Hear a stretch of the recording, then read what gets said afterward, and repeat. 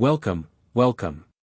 You're here at Fiction Blue. Today we present to you, What If Harry Used a Magical Contract to Force the Dursleys to Confess Every Crime to the Wizengamot. Like and subscribe if you want more awesome stories. Sit back, relax, and enjoy. Chapter 1, The Compact. The letter from the Wizengamot arrived on a Tuesday, which was the same day Dudley broke Harry's second-to-last pencil and Vernon told him that if he didn't stop that breathing you do, he'd be sleeping in the garden. Harry had stopped keeping track of the small cruelties. There were too many of them, and they accumulated the way dust did, quietly, invisibly, until you looked at the windowsill one day and realized you couldn't see the wood underneath anymore. He'd been back at Privet Drive for 3 weeks. 3 weeks of cold meals left on the counter, of being told to make himself scarce when the Masons came round, of Dudley accidentally knocking Harry's schoolbooks off the shelf twice a day with the kind of precision that stopped being accidental after the first time. He was 15 now. He'd watched Cedric Diggory die. He'd held the body. He'd dueled Voldemort in a graveyard while the shadows of the dead gathered around him like witnesses, and he had won, and he had come back, and the Ministry had spent 3 weeks pretending none of it happened while Dumbledore sent him here, to this house, to this bedroom, to this life that felt less like living and more like waiting for permission to exist. The rage in him had changed. It used to be hot, the quick flare of it when Vernon screamed, the burn behind his eyes when Dudley got everything and he got nothing. Now it was something colder. Something that sat very still behind his ribs and watched. He was sitting on the floor of his bedroom, back against the bed, Hedwig asleep on her perch and the summer evening light going golden through the window, when he found the book. It wasn't supposed to be there. He'd unpacked his trunk carefully, more carefully than usual, because he'd learned years ago that leaving anything interesting within reach of Dudley was a fast way to lose it, and he'd stacked his school texts in the corner by the wardrobe. But this one had been wedged behind his copy of the Standard Book of Spells, Grade 4, invisible until he'd shifted the stack to get his parchment out. It was small, bound in dark green leather that had gone soft and cracked with age, and the title was pressed into the cover in faded gold, Wizarding Legal Instruments and Their Magical Applications, 3rd edition. He didn't remember packing it. He turned it over in his hands, checked the inside cover, no name, no library stamp, and then opened it to a random page and started reading, because he had nothing else to do and the alternative was lying on his bed staring at the ceiling and thinking about the graveyard. He almost missed it. He'd been skimming, half present, reading about magical oaths and their binding properties, about the history of goblin contracts and how they differed from wizard-made ones, about the old practice of blood-sealed agreements that the Ministry had banned in 1923. His eyes were starting to glaze when a heading near the back of the chapter caught him. The Veridicus Compact, Historical Applications in Cases of Custodial Misconduct. Harry stopped skimming. He read the whole section 3 times. The Veridicus Compact was old, older than the Ministry itself, old enough that its origins were traced back to the early medieval period of British wizarding history, when magical children born to non-magical families had essentially no legal recourse against guardians who mistreated them. A group of wizarding magistrates in the 13th century had developed the compact as a tool of last resort, a magical contract that, once signed by all parties, created a binding obligation of truth. Not just honesty, anyone could swear an oath to be honest, but compelled, inescapable, comprehensive truth. Every wrong committed by the signatories against the protected party became subject to disclosure. They could not deny it, minimize it, or frame it in terms more favorable to themselves. They could not stay silent when directly questioned. They could not leave the jurisdiction of the nearest magical tribunal until the compact was formally discharged by said tribunal. It had been used 47 times in recorded wizarding history. The last recorded use was in 1887. There was nothing in the text suggesting it had been repealed. Harry sat very still for a long time. From downstairs, he could hear the television, Vernon's laugh at something on the news, the clink of Petunia's spoon against her teacup. Normal sounds. The sounds of a house that had never, in his entire memory, sounded like home. He reached for a fresh piece of parchment. He worked for 3 nights straight. Not because drafting the compact was technically difficult, the book included a template, clear and precise, with detailed notes on the exact wording required for each clause, but because Harry wanted it right. He wanted every clause airtight. He wasn't going to do this and have it fall apart on a technicality. He wasn't going to do this and have someone tell him he'd done it wrong. He read the template so many times he could recite it from memory. He read the surrounding chapters until he understood exactly what the compact could and couldn't do. He made notes in the margins of his parchment in his cramped handwriting, working through scenarios. What if they refuse to sign? What if they sign under duress? What if the ministry tries to invalidate it? The book had answers for all of these. The compact was self-activating upon free signature, which meant the Dursleys would have to sign willingly. Coercion voided it. But the book was also clear that willingness didn't mean informed willingness. A signature freely given was binding regardless of whether the signer understood the full implications. That was, the text noted drily, rather the point. Harry stared at that paragraph for a long time. Then he wrote it into his notes with 2 underlines. On the second night, he wrote to Hermione. Not to ask permission. Not to ask whether she thought it was a good idea. He wrote to her because she was the best legal mind he knew. She was 14 and had already read more wizarding law than most adult witches, and because if there was a flaw in his reasoning he wanted to find it before he committed to this, not after. He wrote the letter carefully, explained what he'd found, what he intended to do, and at the end added, "I'm doing this regardless. I just want to know if there's anything I've missed." He also wrote to Ron, which was a shorter letter, "I've found something. It's big. I'll explain everything but I need you to not tell your mum yet." And then, on the third night, after he drafted the compact 3 times and was satisfied with the wording, he wrote a very different sort of letter. He addressed it to Madame Amelia Bones, head of the Department of Magical Law Enforcement. He'd seen her name in the Prophet. He'd heard Moody, the real Moody, speak of her with the particular terseness that competent people reserved for other competent people. He didn't know her personally. He chose her precisely because of that. He wasn't going to Dumbledore, who would find 12 gentle reasons why this was inadvisable and perhaps Harry should consider. He wasn't going to Minister Fudge, who had spent the last month telling anyone who'd listen that Harry Potter was a disturbed, attention-seeking child with a history of dramatic fabrication. He wrote to the one person in the ministry whose job was specifically to enforce the law, and he wrote to her the way he'd written everything else over the past 3 days, clearly, without emotion, and without asking for anything. "Dear Madam Bones," he wrote. "My name is Harry Potter. I am a ward of Vernon and Petunia Dursley of 4, Privet Drive, Little Whinging, Surrey. I am writing to inform you that within the next several days I intend to invoke the Veridicus Compact against my guardians and formally request that the matter be heard by the Wizengamot. I am including a summary of the relevant legal precedents below. I am not asking for your assistance. I am notifying you, in advance, because the law requires it. I expect the ministry will attempt to prevent this hearing. I expect you to not let them." He paused, read it back, and then added one more line. "I have documentation." He sealed all 3 letters and gave them to Hedwig just as the sky outside was beginning to go pale at the edges. She nibbled his finger once, which was either affection or annoyance at being woken before dawn, and then was gone through the open window, a white shape dissolving into the grey summer morning.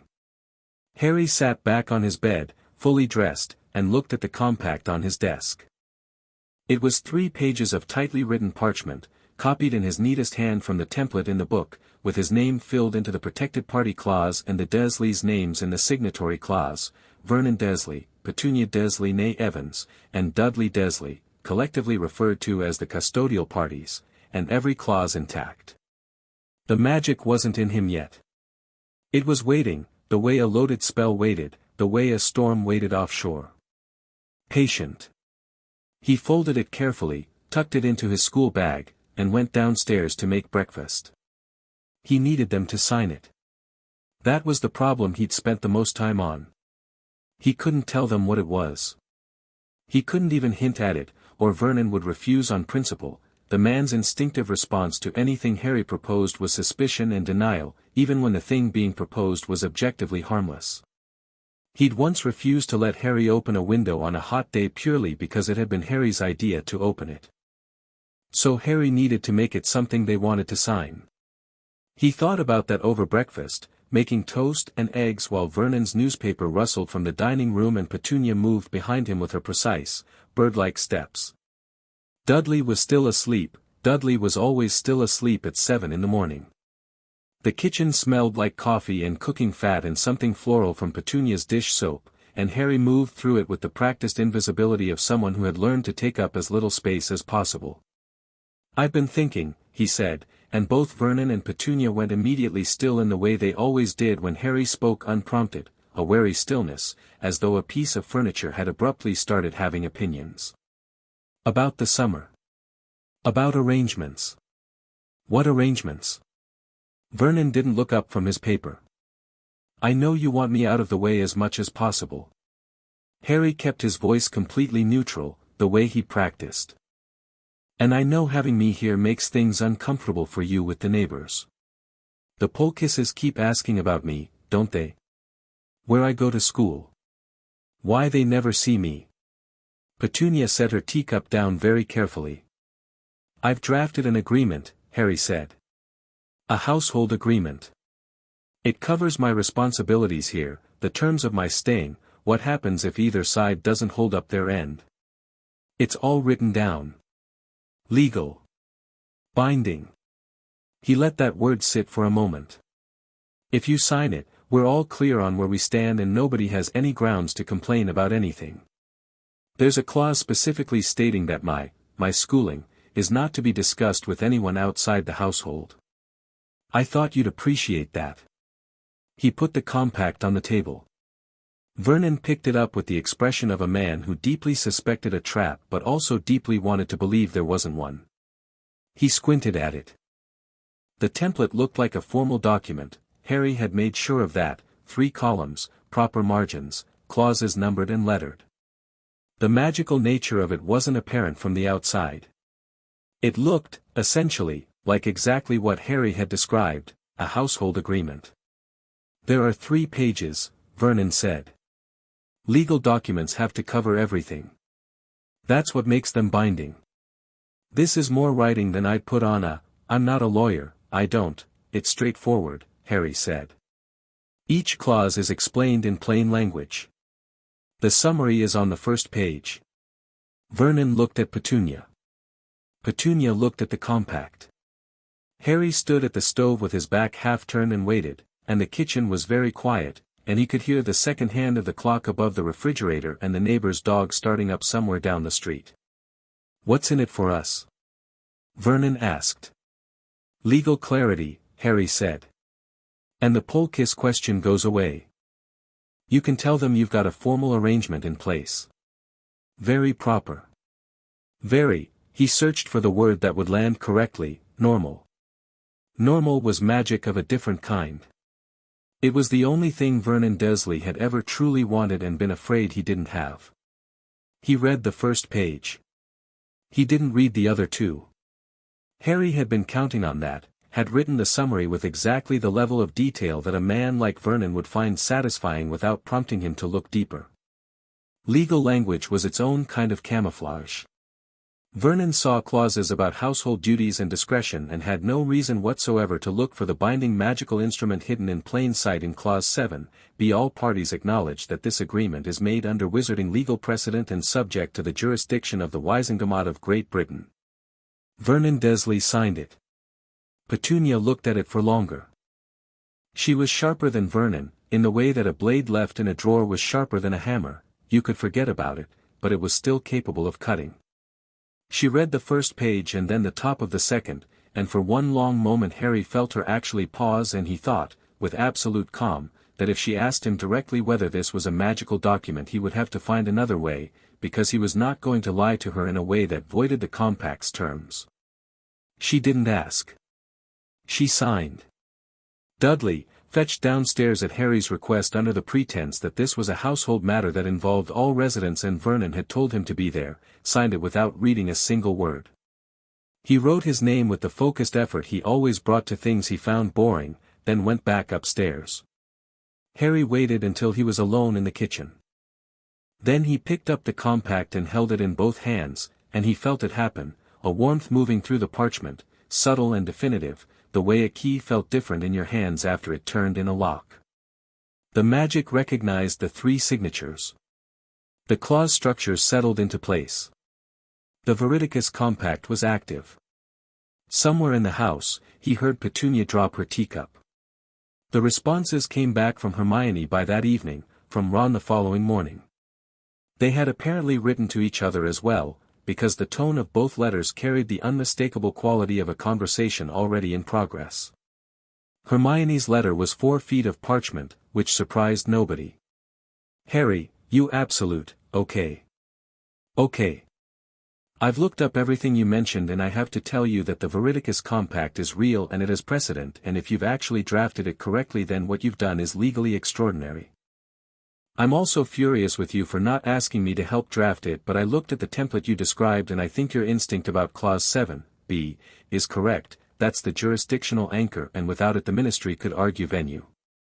The main vulnerability I can see is the Ministry's likely position that a minor cannot invoke a compact without a magical guardian's countersignature, but here is the thing, Harry, I looked for that restriction and it is not there. It was never written into the statute. They may try to argue it as common practice, but common practice is not law. If Madame Bones is the person you think she is, she will know that. I can't believe you wrote to Amelia Bones. I cannot believe that. I am also extremely impressed. Ron says to tell you he's angry that you didn't tell him sooner and that he would have helped you draft it somehow, even though I don't know what drafting means in this context. His words. We are coming.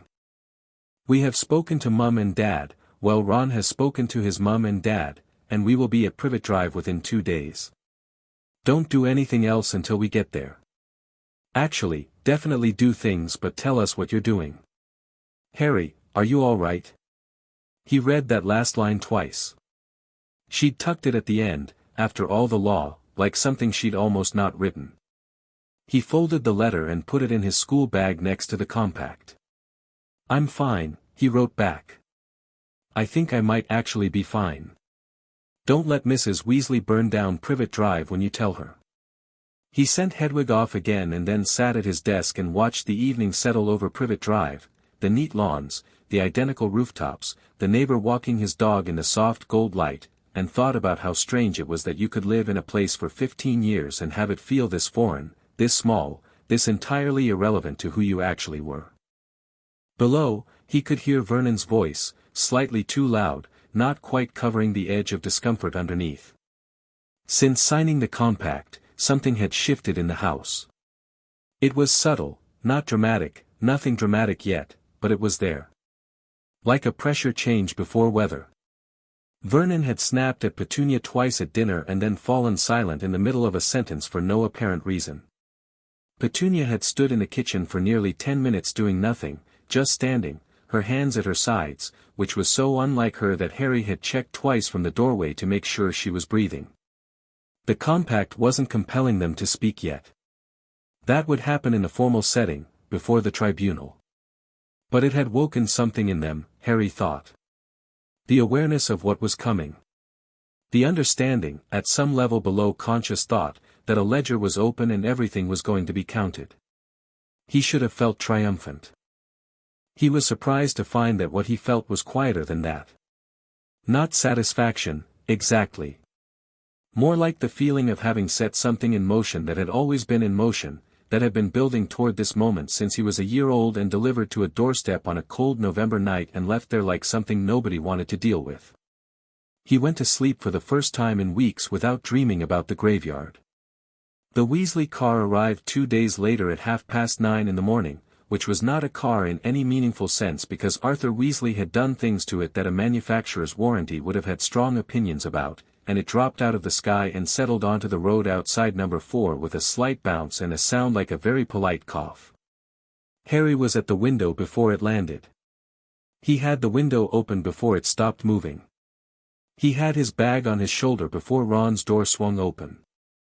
Ron unfolded himself from the back seat. He'd grown over the summer, Harry noticed, another inch at least, and the sun had turned his ears red, and looked up at the window and grinned. Not the careful, uncertain grin of someone who didn't know what to say. Just Ron's grin, uncomplicated and immediate, the one that meant here we are, let's get on with it. You look terrible, Ron said. You're taller, Harry said. Both of those can be true. Hermione was already at the garden gate, and Arthur Weasley was folding himself out of the driver's side with the air of a man deeply delighted to be somewhere new.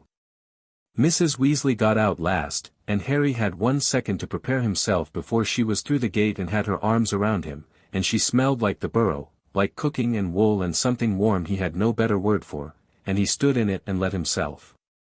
You're too thin, she said into his shoulder. I'm fine, Mrs. Weasley. You're not fine, Harry Potter, you are. She pulled back and looked at him, really looked, the way she had a habit of doing that made him feel simultaneously seen and deeply uncomfortable. Her eyes were bright. You're going to tell me everything, she said. But not yet. Let's get inside. Harry glanced at the house. Vernon was visible through the front window, standing very still in the lounge, watching the arrival with an expression that belonged on a man watching an advancing weather system from a beach. Mrs. Weasley, Harry said, I need to ask you something before we go in. She stopped. I need you to not yell at them, he said. Not yet. I know it's a lot to ask, and I know you're going to want to, but if this goes wrong before it starts then everything I've set up falls apart, and I need it to stay intact until we get to London. Can you do that? Molly Weasley looked at the house. She looked at Harry. Something crossed her face that was not anger, exactly, though anger was in it. It was more complex than anger. It was the look, Harry thought, of someone who had spent years loving a child from a distance and was now confronted with all the evidence of what that distance had cost him. Yes, she said. Quietly. Like a promise. Arthur had come to stand beside her. He put his hand briefly on Harry's shoulder, just briefly, a press of warm weight, and said nothing, which was somehow more than anything he could have said. Harry turned and went inside. The kitchen at number 4 felt smaller than ever with 4 Weasleys in it. Petunia stood at the counter with her arms folded in the way she stood when she wanted to be elsewhere but had decided that leaving would look worse than staying. Vernon was red-faced in the corner. Dudley had retreated upstairs. Hermione sat next to Harry at the table with the compact between them and went through it clause by clause, murmuring notes to herself. She'd brought her copy of Wizarding Legal Instruments, she'd apparently bought her own, and kept comparing the text with Harry's draft. This is good, she said, which coming from Hermione meant something significant. Clause 7, B, is exactly right. The jurisdictional language is precise. She flipped a page. You changed the wording in 4A, from the template. The template said, offenses known and witnessed. I changed it to offenses committed. She stopped. That's actually better. The template wording required an external witness. Your version doesn't. That covers everything they did when there was nobody else there. I know, Harry said. Hermione looked at him. Not with surprise, exactly. More with the expression of someone recalibrating. Have you heard back from Madame Bones? Ron asked. He was at the window, keeping an eye on the street with the practiced alertness of someone who'd grown up in a house with Fred and George. Not yet. I didn't expect to yet. Harry picked up the compact and turned it in his hands. She'll have to verify the compact is legally valid before she does anything. She'll have lawyers check it. That'll take a day or 2. And if she says no? She won't say no. Harry set it down. The compact is filed once I take it to a ministry post. It becomes a matter of public wizarding record at that point. She could choose not to move forward, but she can't make it disappear. And I don't think she's the kind of person who tries to make things disappear. From the corner, Vernon made a sound that was not quite a word. Everyone in the room looked at him. He was gripping the edge of the counter. His face had gone from red to a mottled, deeper color, and he was staring at Harry with an expression that Harry recognized. It was the look he got when he wanted to say something and couldn't quite land on the version of it that would make him sound reasonable. The trouble was that under the compact's influence, the unreasonable version was the true one, and it kept pushing against the surface. "You," Vernon started. "Vernon," Petunia said. Vernon gestured, a wide, frustrated gesture. "This is, you have no right, boy, you have no, we took you in, and you've been nothing but, everything has been your fault." He stopped. His mouth kept moving, but no sound came out. His face went through a rapid sequence of expressions: frustration, effort, something close to panic. He was trying, Harry realized. He was trying to lie, and the compact was not letting him. The kitchen was absolutely silent. "That's the compact," Hermione said softly, to nobody in particular. Molly Weasley said nothing. She was looking at Vernon Dursley with an expression that Harry had never seen on her face before, and he realized after a moment that it was not anger. It was something colder and more deliberate, the expression of someone who had just understood the full shape of something and was deciding what to do with that understanding. Arthur stood up very quietly, walked to the window, and looked out at the garden. His shoulders were set in a particular way that Harry, in 2 years of knowing the Weasleys, had never seen before. Vernon sat down heavily in his chair. Petunia had turned away from all of them. She was staring at the kitchen wall with the expression of someone very carefully not looking at anything. Harry picked up the compact, put it in his bag, and stood. "I'm going to file this at the Ministry Post today," he said. "The hearing will be scheduled by the end of the week. You'll all receive formal summons, they can't be ignored once the compact is registered." He looked at Vernon, then at Petunia. "You should probably use the time between now and then to think about how you'd like to present yourselves. The compact gives you the truth. It doesn't choose how you tell it." He said it without cruelty. He said it the way you stated a fact about the weather. Then he picked up his bag, and walked out of the kitchen, and Ron and Hermione fell into step behind him without a word, and the door to number 4 Privet Drive swung shut behind them in the morning light. Harry stood on the front step for a moment, breathing the summer air, the clean warm smell of it, the sound of birds somewhere down the road. He was aware of something, not triumph, not relief, but something that sat in the chest differently. Something that felt, for the first time in a very long time, like forward motion. "Right," Ron said. "Ministry, then." "Ministry," Harry agreed. They walked up the path to the waiting car, and the gate swung closed behind them, and 4 Privet Drive receded in the rearview mirror as Arthur pulled away from the curb and pointed the nose of the enchanted car toward London. Harry didn't look back. Chapter 2, The summons. The Ministry of Magic at 10 in the morning had a specific quality to it that Harry had only ever experienced once before, under very different circumstances, the quality of a large institution that was absolutely certain of its own importance and had organized every inch of its architecture to remind you of that fact.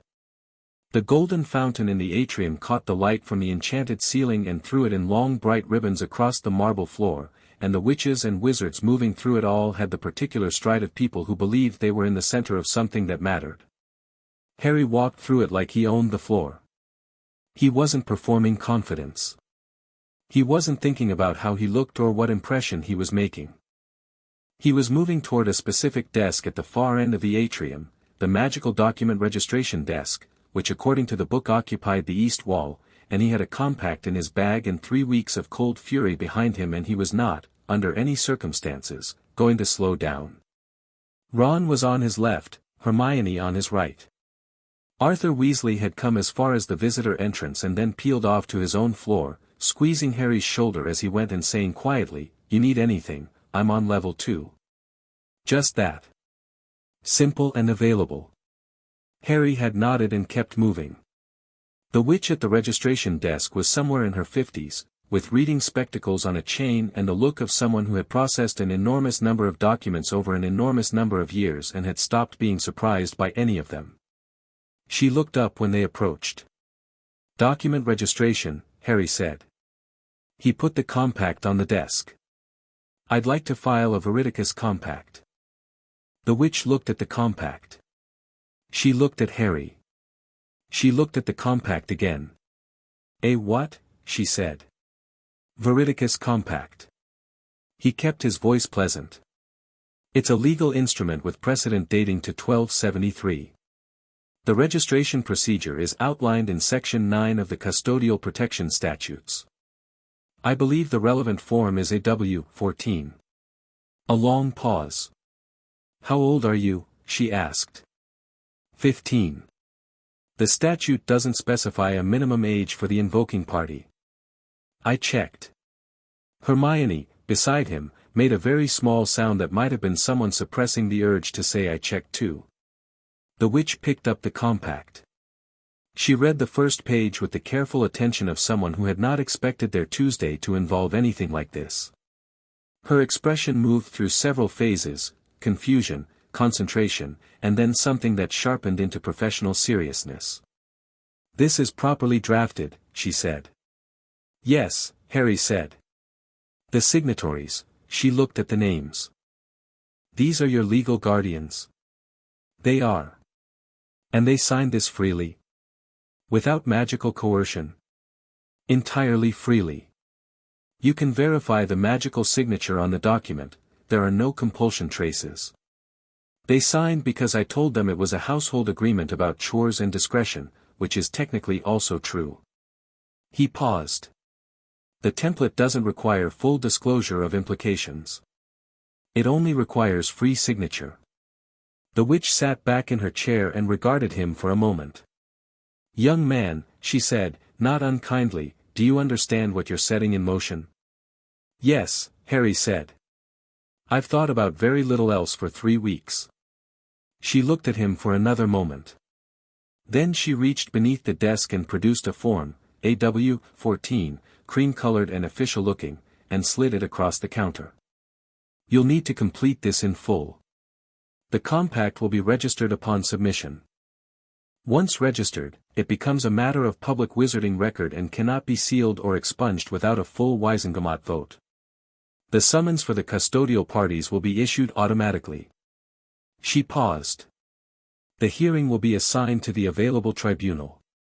Given the nature of the compact, I'd expect the Wizengamot hearing chamber." "That's exactly where it should go," Harry said.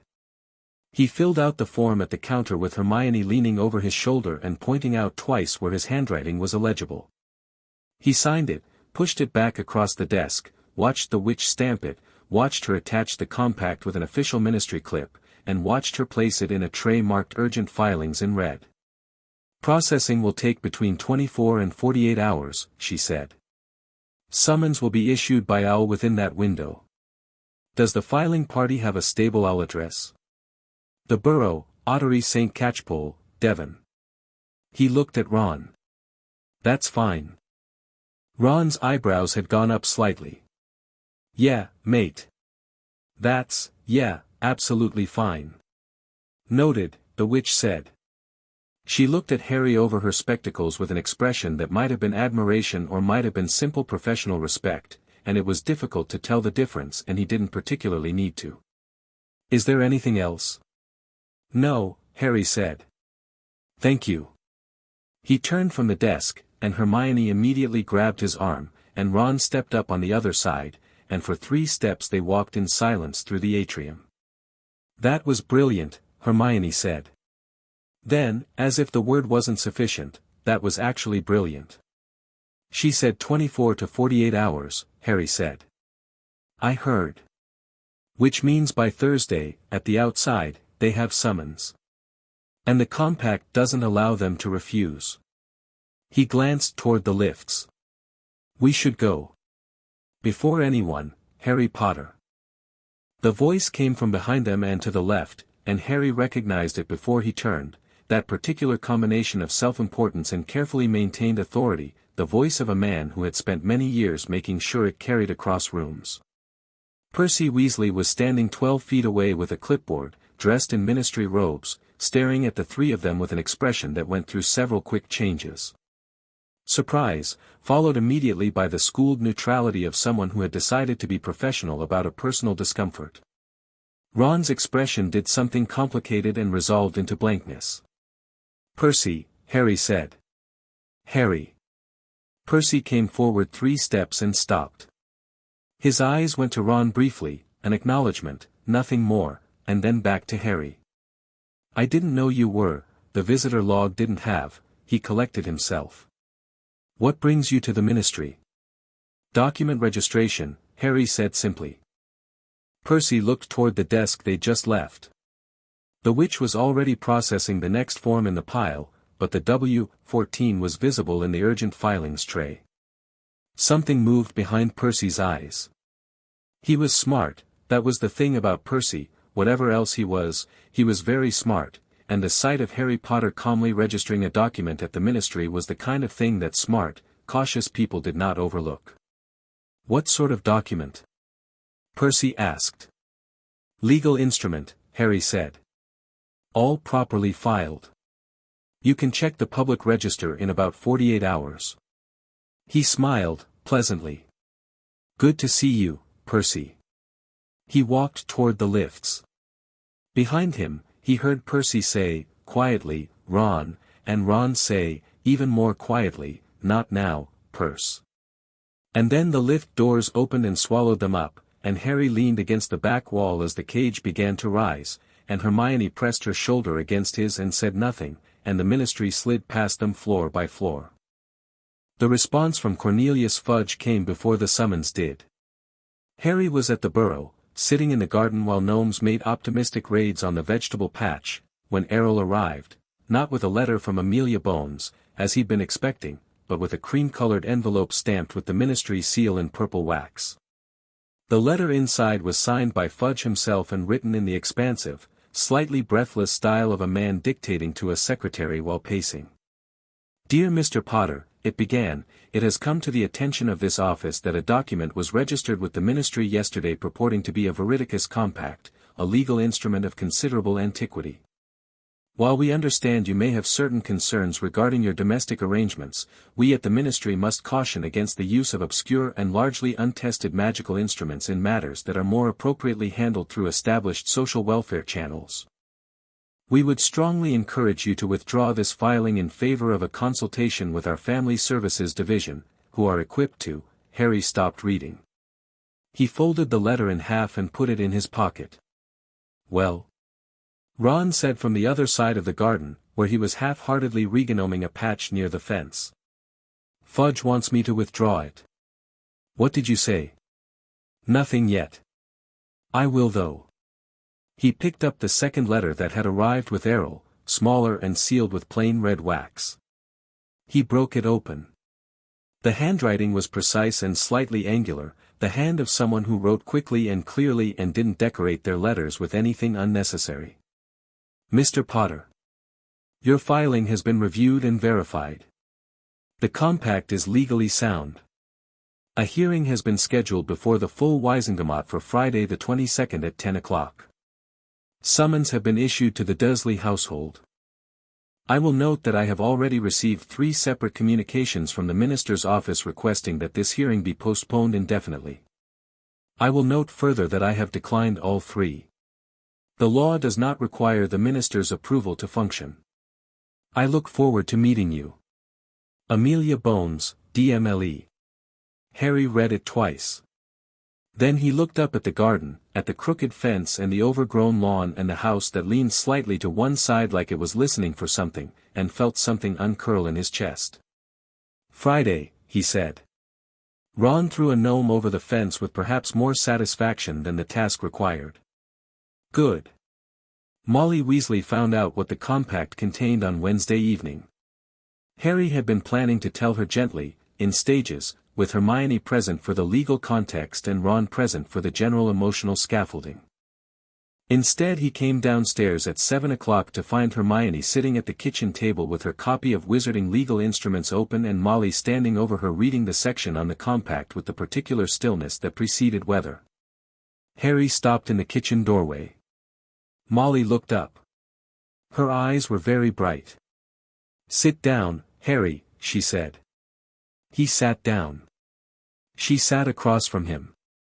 She folded her hands on the table in the careful way people folded their hands when they were managing something large. "Hermione's been explaining," she said. "The compact. What it does. What it will require them to say." Harry nodded. "How long?" she asked. He didn't pretend not to understand the question. "Since I can remember," he said. "The cupboard under the stairs was where I slept until I was 11. The food, it was always whatever was left over, or nothing if they were angry. The cousin, Dudley, they let him. Encouraged it, mostly. Vernon's hands," he stopped. "Recalibrated. It was manageable," he said, which was the only honest version of it that he could get out without the sentence becoming something else. The kitchen was quiet. The clock on the wall ticked. Outside, the twins were doing something in the garden that involved muffled bangs and Fred's laughter. "I want you to understand," Harry said, because he needed her to understand this part, "that I'm not doing this because I'm not falling apart over it. I'm doing this because it should be on record. Because they should have to say it out loud, in front of people who matter, and not be able to dress it up or explain it away. That's all I want. A record." Molly Weasley looked at him for a long time. Her hands tightened briefly on each other. Then she said, with a steadiness that cost her something, "All right. All right. I won't argue with you about it." She reached across the table and put her hand over his, just for a moment, and her hand was warm and rough from years of housework and it held his with a grip that was not gentle so much as certain. "I'll be in that courtroom on Friday," she said. "So will Arthur. We'll be there." Harry looked down at the table. Then back up. "Thank you," he said. "Don't thank me," she said. She stopped. Started again. "You should have had people on your side years ago. I'm sorry it's only now." He couldn't answer that. So he didn't. But he kept her hand under his until she squeezed once and let go, and then Hermione quietly closed her book, and somewhere outside Fred's laugh climbed higher and then dissolved into a cascade of small explosions, and the kitchen smelled like whatever Molly had left on the stove and the particular warm aliveness of a house full of people who wanted to be there. Thursday brought the summons to Privet Drive, and Vernon Dursley's response to the summons arrived at the Burrow by telephone. He'd gotten the number from directory assistants, Hermione said, which she found both resourceful and deeply irritating, at 8:30 in the evening. Harry took the call in the hallway while the Weasleys made very little effort to pretend they weren't listening from the kitchen. "This is absurd," Vernon said, and his voice through the phone had the particular quality of a man who has been building pressure for several days and has finally found a valve. "This is completely, absolutely absurd, and if you think for 1 second that we are going to sit in front of some ridiculous tribunal and be interrogated about, you don't have a choice," Harry said. "The summons isn't optional. The compact is registered. You've already signed it. We were tricked, you weren't. You signed it because you wanted to and because you didn't read it carefully enough. Both of those things are true." Harry leaned against the hallway wall. "Vernon. You're going to be in that courtroom on Friday whether you want to or not. The compact compels attendance, that's Clause 8A, in case you want to check." The silence on the other end had a texture to it, hot and helpless, the silence of a man who was used to being the loudest person in any room and had just discovered that volume was not a viable strategy here. "We'll get a lawyer," Vernon said. "You should. Genuinely. You can have magical representation, the compact allows it." Harry paused. "Though I'll note that any lawyer you hire is going to read the compact and tell you exactly what I'm telling you now. It's very clearly drafted." Another silence. "Why are you doing this?" Vernon asked, and it was a different register, not the bluster, but something underneath it, something that sounded almost lost. "What do you want from us? Money? You want us to, what, apologize? You want us to say sorry and that's it?" Harry thought about that question. He'd thought about it, actually, over the 3 nights drafting the compact, over the days waiting for responses, in the garden at the Burrow while gnomes made their doomed charges at the vegetable patch. "I want a record," he said. "That's it. I want it written down, officially, in front of people who have the authority to do something about it, so that nobody can ever say it didn't happen. Not you, not the ministry, not anyone."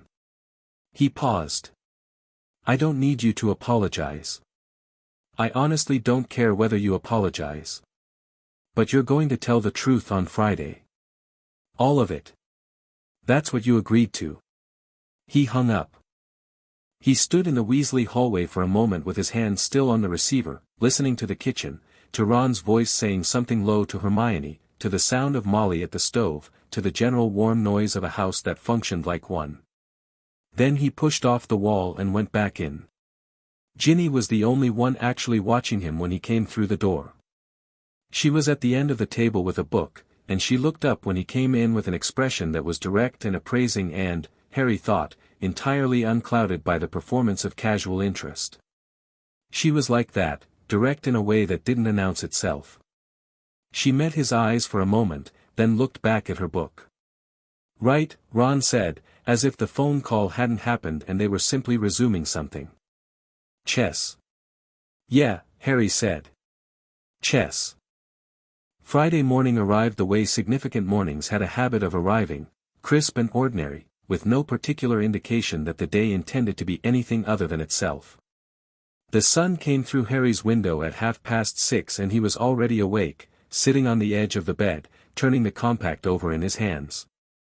It looked the same as it had when he'd finished drafting it. 3 pages of parchment, tight lettering, the Dursleys' signatures at the bottom of the 3rd page in their neat Muggle handwriting. Dudley's was the most careful, which struck him as funny in a way he couldn't entirely explain.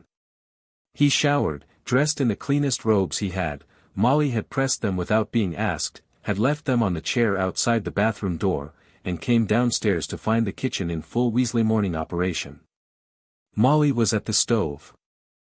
Arthur was at the table reading the Prophet with the focused calm of a man who had decided in advance how he was going to feel about things. Hermione was already dressed, her hair impressively organized, a sheaf of notes in front of her.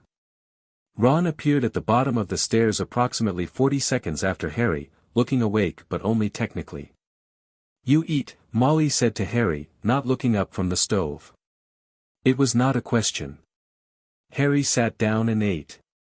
The ministry car, arranged by Arthur through official channels, with a quiet efficiency that suggested he'd been planning this for days, arrived at 8:30. It was a long black car, enchanted to find parking in London without difficulty, and it sat at the end of the Burrows Lane with the patient stillness of a vehicle that went to the ministry often enough to have stopped being anxious about it. They loaded in, Harry, Ron, Hermione, Arthur, Molly. Ginny appeared in the doorway as they left and said, very clearly, "Give them hell, Harry," and Harry looked back at her from the gate and she was standing in the morning light with her arms crossed and an expression that was not quite a smile but contained the warmth of one, and he thought that was exactly the right thing to have said. The car pulled away and Harry looked forward. The Wizengamot chamber was underground, deep underground, far beneath the gilded bustle of the upper floors, reached by lifts that went down past the regular ministry levels into something older and different, stone-walled and torchlit, with ceilings that arched overhead in the style of a building that had been built to last beyond any particular political fashion. Harry had been here before. He'd been here with Mr. Weasley after the Dementor incident, had sat in the corridor outside and waited while Dumbledore's absence had hung over everything. He did not feel the way he'd felt then. He was not waiting for anything. He was walking toward something. The corridor outside the chamber already had people in it when they arrived, ministry functionaries with clipboards, a photographer from the Daily Prophet who looked startled to see them, 2 witches Harry didn't recognize who were deep in a legal-looking conversation, and, standing a short distance apart from all of this with the particular composure of someone who made other people's composure look performative, a woman in dark purple robes with close-cropped gray hair and sharp eyes behind square spectacles. Amelia Bones. She looked at Harry the moment he came around the corner, and she held out her hand without any preamble. "Mr. Potter," she said. "Amelia Bones." Harry shook her hand. Her grip was firm and quick. "Thank you for the letter," he said. "Thank you for the filing," she said, which was entirely unexpected, and Harry revised his understanding of her upward by several degrees. "I've been in the DMLE for 23 years. I've processed a lot of documents. I have never once seen a minor invoke a Veridicus Compact." She looked at him steadily. "It was properly drafted. I had help checking it," Harry said. He glanced at Hermione. Amelia looked at Hermione, who went slightly pink. "Miss Granger? I've read your academic record. The ministry gets copies of outstanding OWL projections." She looked back at Harry. "Your guardians have arrived." He'd noticed. He'd noticed the moment he came around the corner, had registered them standing at the far end of the corridor before he'd registered anything else. Vernon in a suit that was slightly too tight across the shoulders, his face the color of old brick. Petunia in a grey dress, very straight, very still, her hands clasped in front of her with white-knuckled precision. Dudley between them, enormous and unhappy, wearing what appeared to be his school blazer. They had a witch with them, a ministry-appointed representative, small and precise, who had the look of someone who had read the compact on short notice and was still processing the implications. She caught Harry's eye across the corridor and gave him a look that was not hostile but was definitely considering. Harry looked at the Dursleys. Vernon met his eyes for approximately 1 second and then looked away. Petunia didn't look away. She looked at him with an expression he couldn't fully read, too layered, too old, something in it that was almost something else before she pressed her lips together and straightened her spine and looked at the wall just above his head. "Harry." Amelia touched his arm briefly. "We go in shortly. The full Wizengamot will be seated, 52 members. This is a formal hearing under the Compact's jurisdiction clause, which means it proceeds as a mandatory evidentiary proceeding, not a trial. Your guardians cannot take the fifth, as it were. They will be questioned by a ministry examiner. I'll be moderating." She paused. "Are you prepared?" "Yes," Harry said. "Any questions?" He thought for a moment. "Is Fudge going to be there?" "He does not technically have authority to exclude himself from a full Wizengamot proceeding." A pause, brief and precise. "He is seated in the gallery. He has been there since 9 o'clock. Something moved in her expression that was not quite amusement but occupied the same space. "I believe he hoped to speak to me before the proceedings. I arrived at 9:50. Harry looked at her. "I like you," he said. "The feeling is mutual," she said crisply. "Are we ready?" The doors to the Wizengamot chamber opened. Harry put the compact in his inside pocket, straightened his robes, and walked through. The chamber opened up around him, the tiered benches rising on all sides, the witches and wizards of the Wizengamot already seated in their plum-colored robes, the gallery above full with observers who had clearly been briefed that this was not a routine hearing. The room had the charged, contained atmosphere of a space that was built for moments exactly like this one, and had been waiting a long time to host one. Harry walked to the central chair and sat down. He did not grip the arms of the chair. He did not scan the room for familiar faces or unfamiliar threats. He looked forward, at the Wizengamot bench, at the old stone walls and the torchlit air, and he waited. Amelia Bones took her position at the head of the chamber. "The Wizengamot is in session," she said, and her voice carried to every corner of the room without effort. "This is a mandatory evidentiary hearing under the authority of the Veridicus Compact, filed and registered the 21st of July at the Ministry of Magic, by the invoking party, Harry James Potter, against the custodial parties, Vernon Dursley, Petunia Dursley, and Dudley Dursley." She looked at the chamber.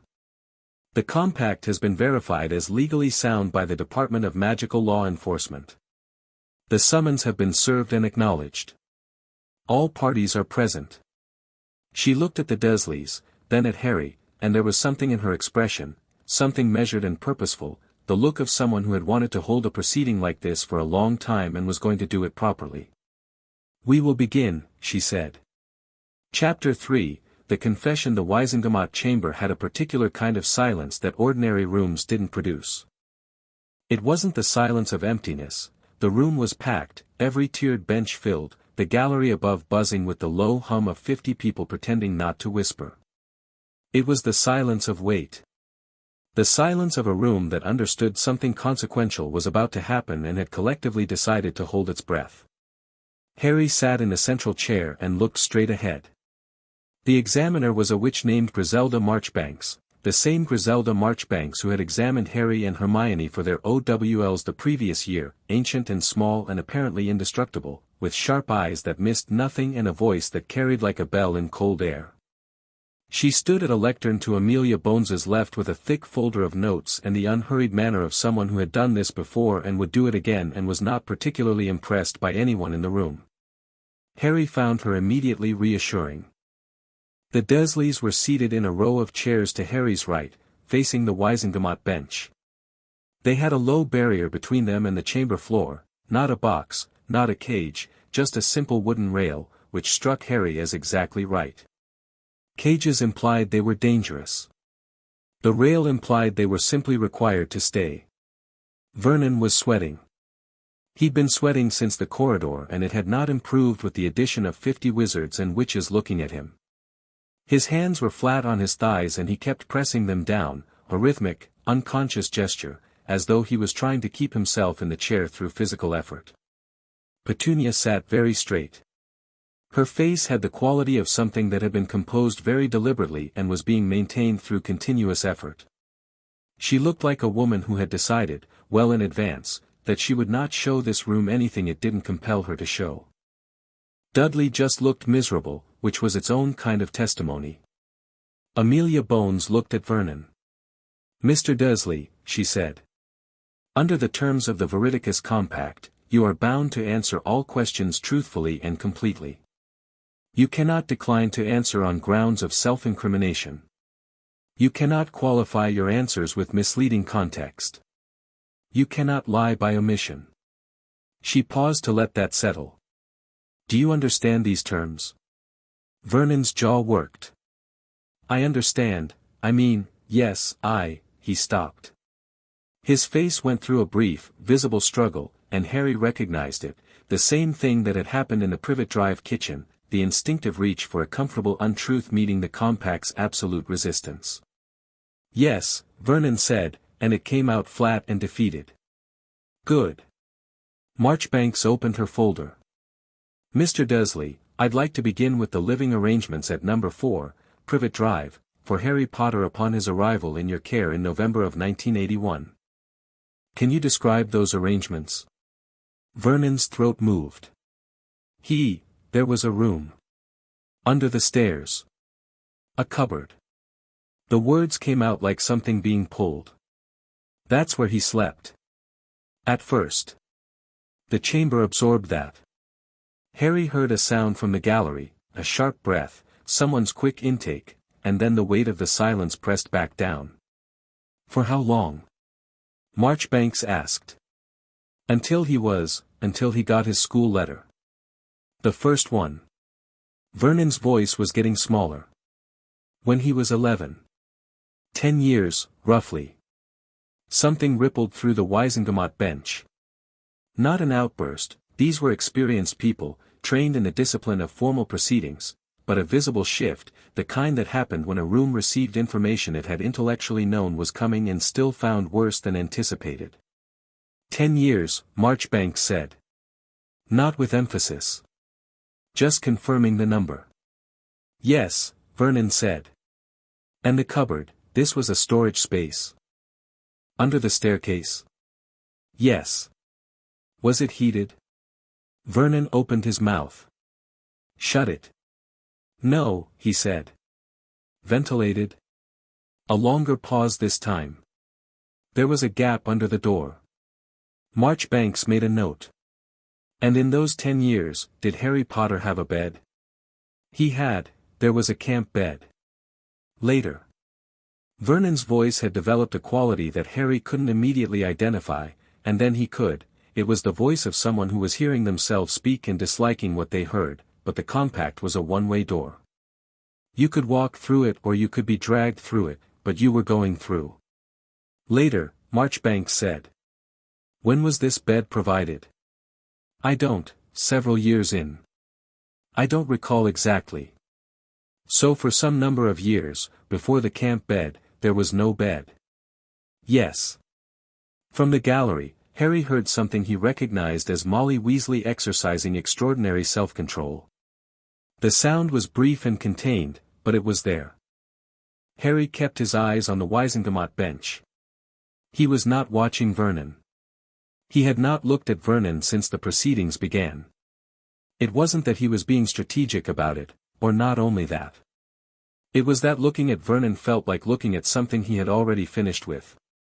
The testimony was for the record. For the Wizengamot.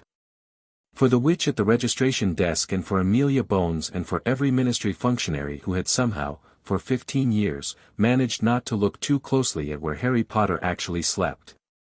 He didn't need to see Vernon's face to know what it looked like. Mr. Dursley, Marchbanks said, flipping a page, I'd like to turn to the subject of food. Can you describe Harry Potter's typical daily meals in the household? And Vernon talked. He talked about the measured portions and the skipped meals and the way food had been withheld as punishment. He talked about it in the flat, defeated voice of a man who had no alternative, and with each answer the compound interest of 10 years of small cruelties accumulated on the record with the methodical patience of a ledger being filled. The Wizengamot bench had gone very still. Marchbanks moved through her questions with clinical efficiency. She never raised her voice, never editorialized, never gave Vernon the opportunity to react to her judgment because she offered him none. She was simply a mechanism for extracting the truth, precise and tireless. It was, Harry thought, the most effective thing he'd ever watched. The medical questions came next, Harry's eyesight going unaddressed for years, the broken arm at 7 that had been left to set incorrectly because a hospital visit would have raised questions. Harry knew about the arm, he could feel the slight angle in his left wrist if he bent it back far enough, a barely there wrongness that he'd stopped noticing before he could properly remember noticing it. Hearing Vernon confirm it aloud before 50 Wizengamot members produced a sensation in Harry's chest that was not quite pain and not quite anger but lived between them. A healer in the third tier of the bench was writing so fast her quill was a blur.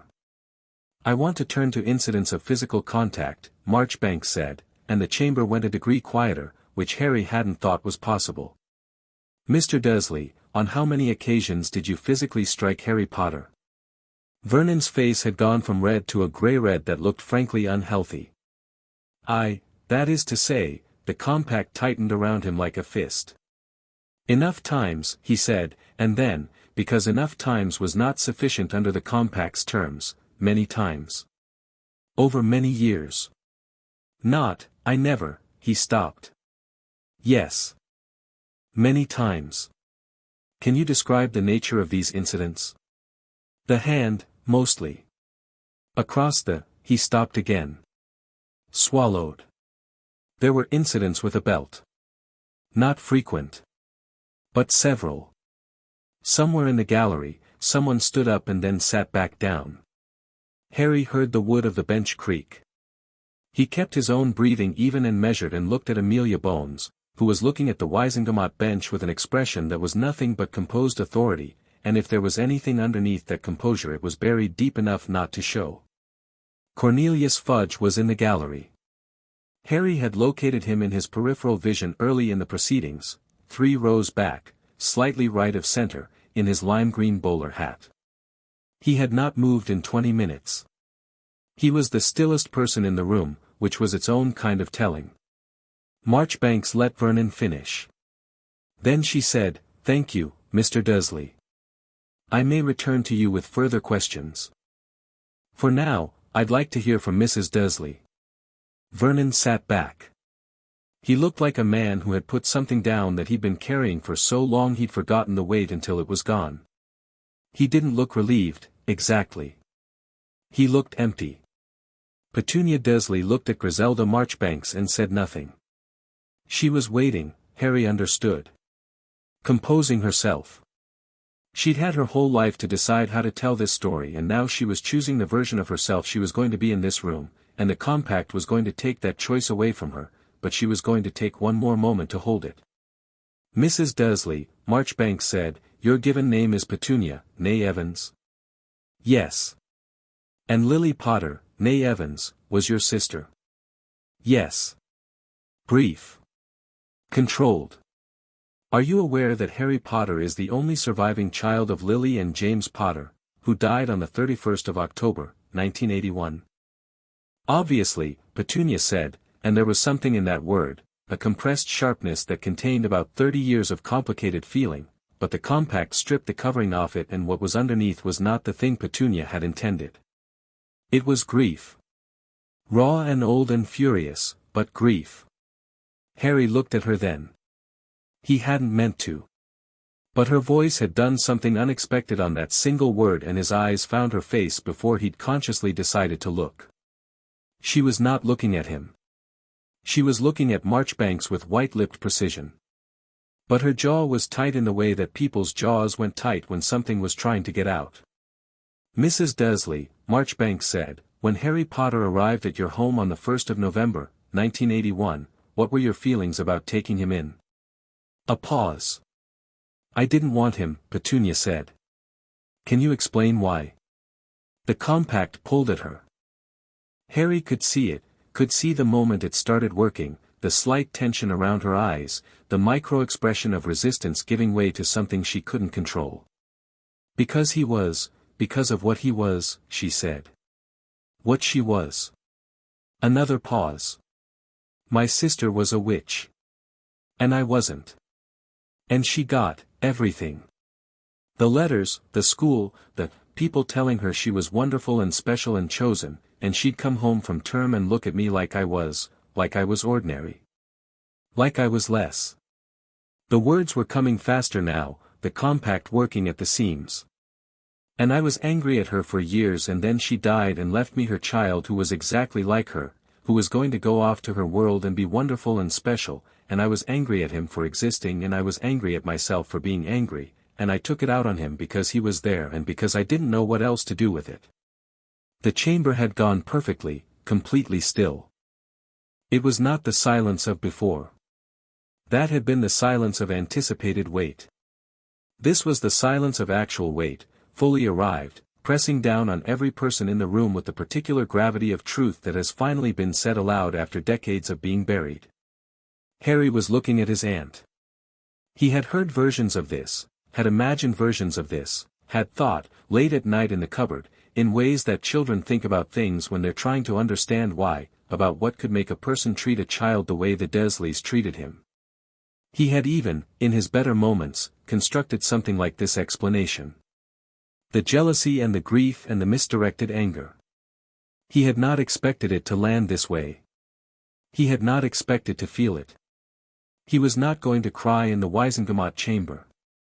He was absolutely, entirely not going to do that.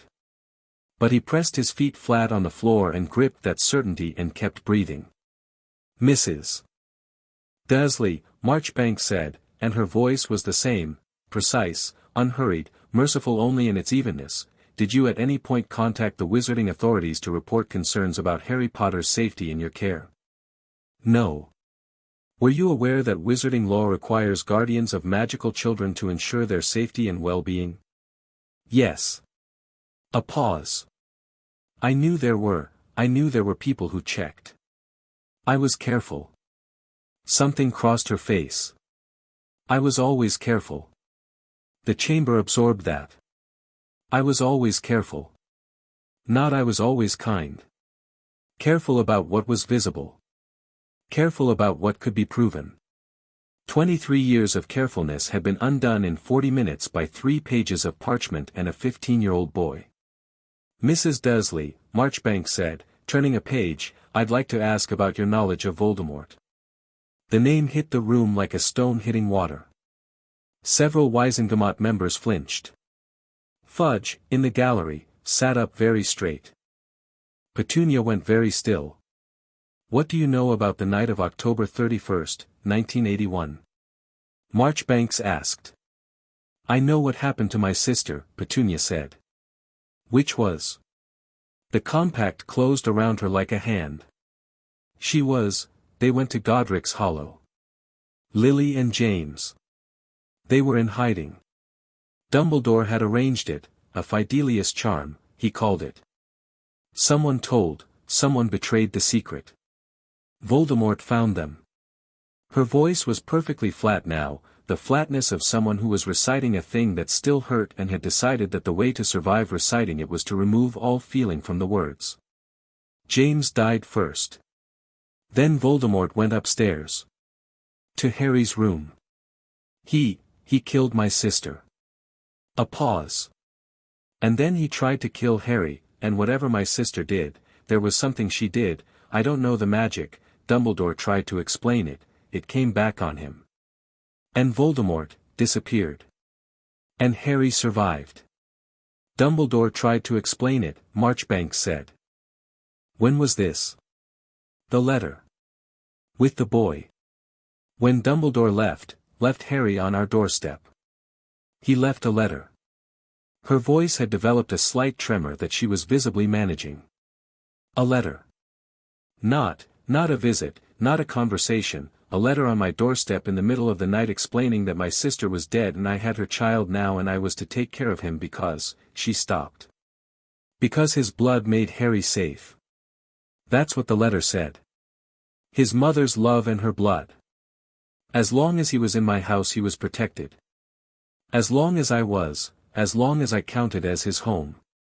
Another stop. I didn't choose to take him in. I was told. Like it was something I'd agreed to. Like anyone had asked me. From the bench, a wizard in the second tier said quietly, it was still your responsibility to, I know what it was, Petunia said, with a precision that silenced the interjection entirely. I know what I did and I know what I should have done and I know the difference between the two. The compact is quite good at making that clear. Nobody spoke for a moment.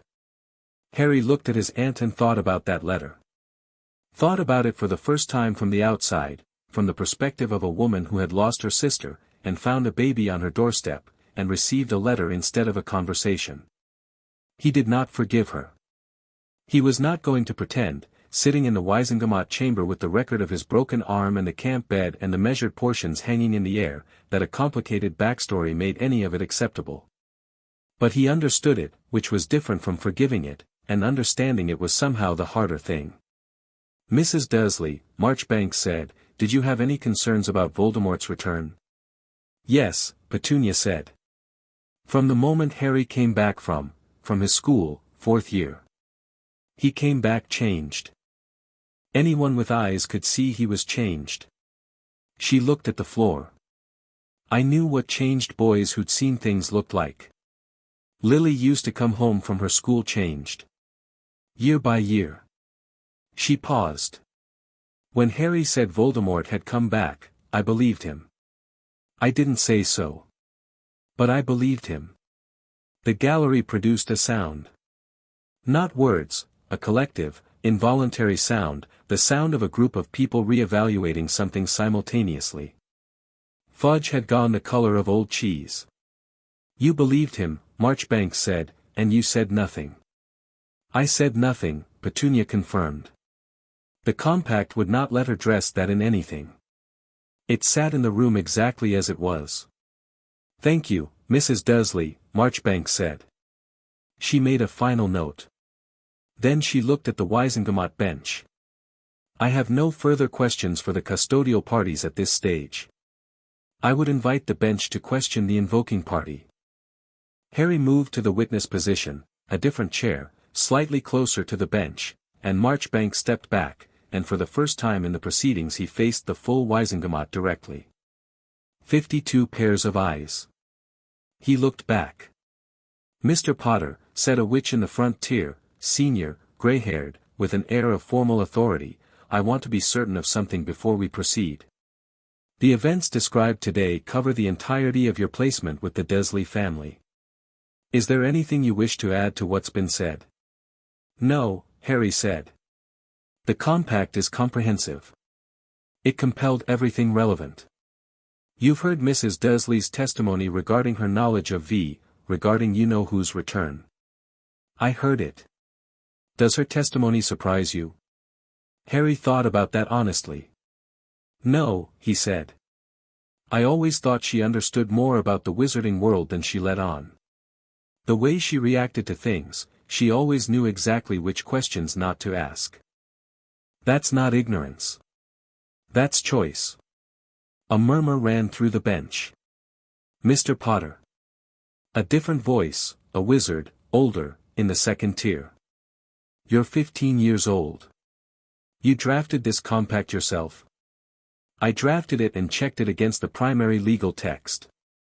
Hermione Granger reviewed it for errors. He paused. There were none. You chose to invoke this compact rather than report your guardians through standard channels. May I ask why? Harry looked at the wizard evenly. What standard channels, he said. The ministry's been actively discrediting me for the past month. The same ministry that knew I was placed with Muggle guardians at 1 year old and apparently checked on that placement. He looked briefly at Fudge in the gallery. Never, as far as I can tell. Standard channels assume a system that's functioning. This was the channel that worked regardless of whether the system wanted it to. Nobody had an immediate response to that. The compact, Amelia Bones said from her position, stepping in with the ease of someone who had been waiting for the right moment, doesn't require the ministry's cooperation to function. That is, as I believe Mr. Potter understood perfectly well, rather the point. The wizard in the second tier looked at Bones, then back at Harry. You're an unusual young man, he said. I've had an unusual life, Harry said. It produces a certain kind of thinking. A witch in the back tier leaned forward. Mr. Potter, Harry. You've sat here for the better part of 2 hours while your guardians described the specifics of your childhood in considerable detail. Are you all right? Harry looked at her. She was younger than most of the bench, mid-30s, perhaps, with kind eyes and the direct manner of someone asking a question she actually wanted the answer to, not a procedural question. Yes, he said. Then, because she'd asked honestly, it's strange, hearing it out loud. I've always known it, but knowing something and hearing it stated into a record are different. It's good, I think. That it's a record.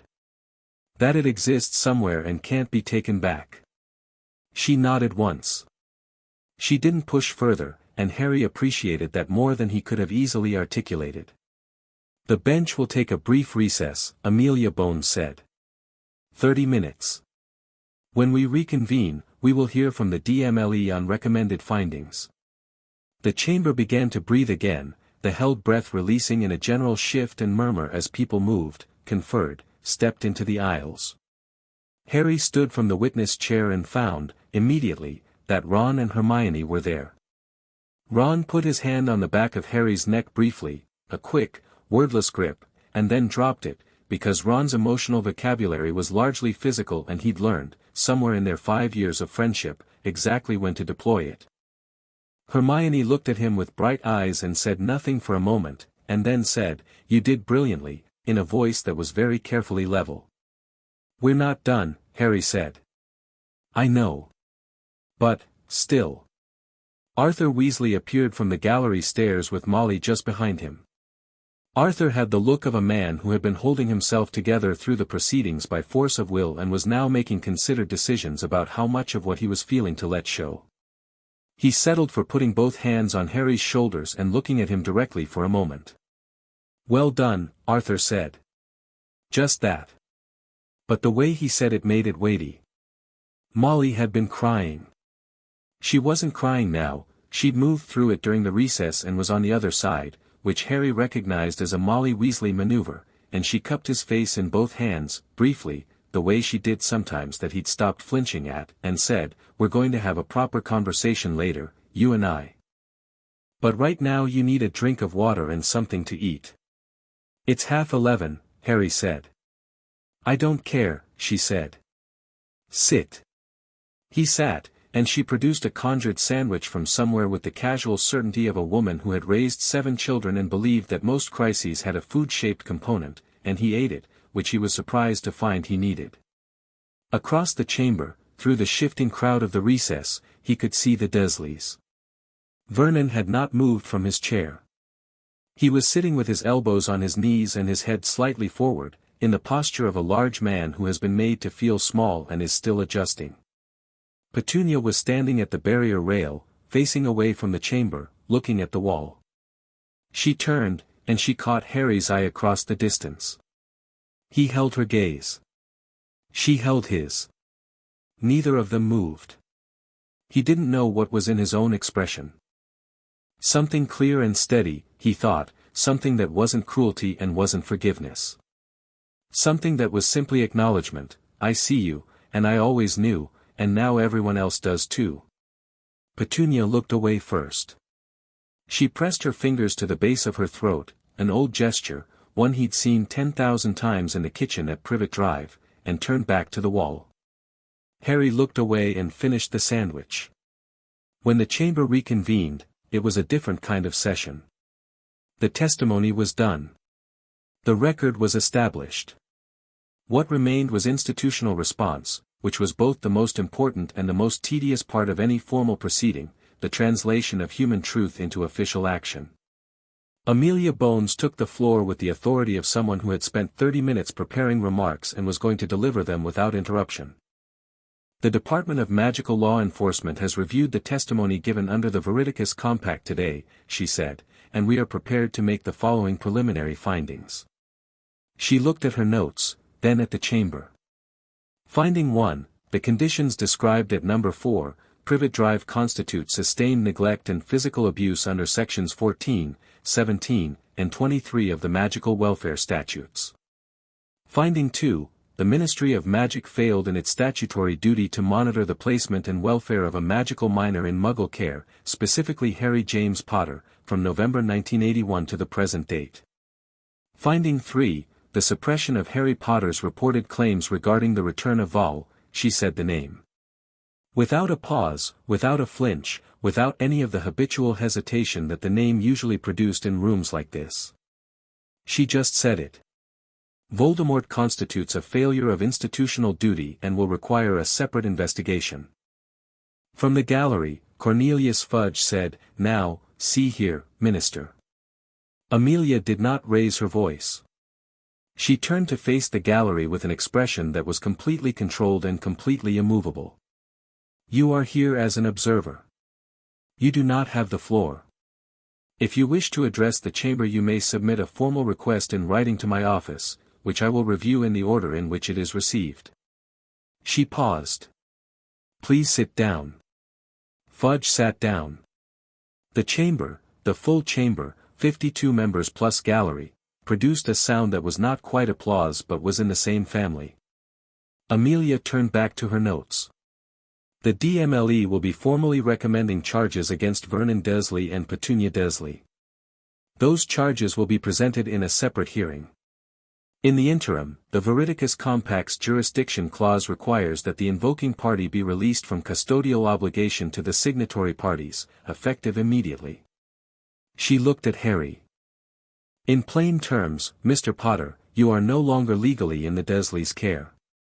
The room was very quiet. Harry had known this was the likely outcome. He'd read the Compact's jurisdiction clause 3 times. He'd understood what released from custodial obligation meant in practical terms. He had been prepared for this moment since the moment he drafted Clause 8c, on his second night at Privet Drive with the windows dark and the house asleep around him. He had still not quite expected it to feel like this. Like something physical, like a hand had been closed around his chest for so long that he'd stopped knowing it was there, and it had just opened. Further, Amelia said, the DMLE will be filing for the court-granted emancipation of Harry James Potter, given his age, demonstrated capability, and the documented absence of appropriate custodial care. This filing will be submitted to the Wizengamot for approval at the conclusion of today's session. She set down her notes.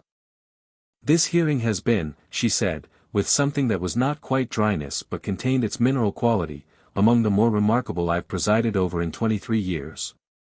I would like to note for the record that the invoking party identified, researched, drafted, and filed a legal instrument of considerable complexity without adult assistance, under conditions of documented adversity, and presented himself before this chamber with a composure and a clarity that I have found in precious few adult witnesses. She looked at Harry. The record notes this. Harry looked at her. Something moved in his throat that he was not going to allow to be visible. He pressed it down, held it flat, looked back at Amelia Bones with all the composure he had. "Thank you, Madam Bones," he said. "Thank you, Mr. Potter," she said. "You've done the system a considerable service. It doesn't deserve it, but you've done it anyway." The chamber moved into its formal closing procedures, motions recorded, findings documented, filings prepared. The procedural language washed over Harry without fully landing, which was fine. He had people to do the procedural landing for him.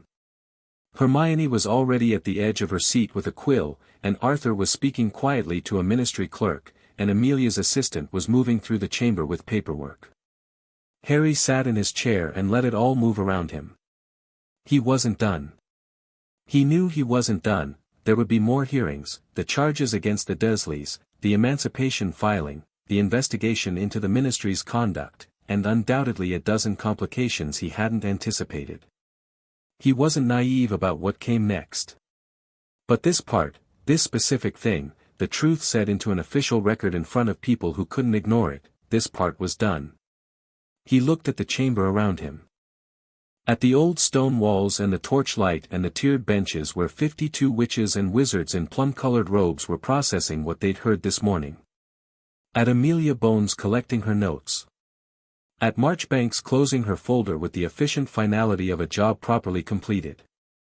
At the gallery, where Fudge was talking to an aide in a low, urgent voice and looked exactly like a man trying to work out how bad this was for him. Fairly bad, Harry thought.